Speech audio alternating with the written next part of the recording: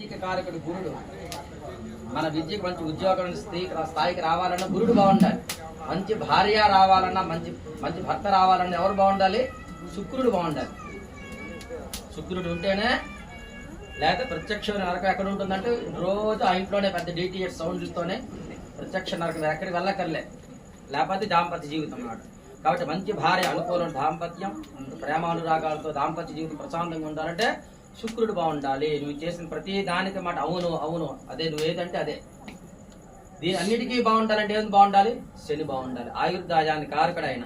అనుభవించే యోగం, మంచి బట్టలు వేయాలన్నా, ఆభరణాలు వేయాలన్నా, ప్రశాంతంగా తినాలన్నా, ఫ్రిడ్జ్ లో అన్నీ ఉంటే తినే యోగం ఉండాలన్నా, ఏమమ్మా వీటన్నిటి కారకుడు ఎవరు? శనీశ్వరుడు బాగుండాలి. సంతానం, మంచి సంతానం పుట్టాలంటే ఎవరు బాగుండాలి? రాహు బాగుండాలి.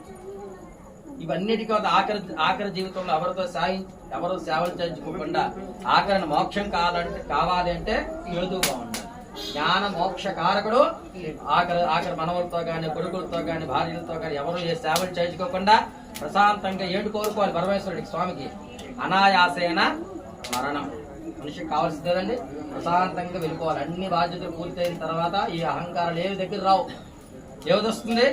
జ్ఞానం అనేటువంటి మోక్షం కలుగుతుంది. ధనం పెట్టుకోండి. అదే నవగ్రహాలు. చెప్పండి. సూర్యనారాయణ స్వామి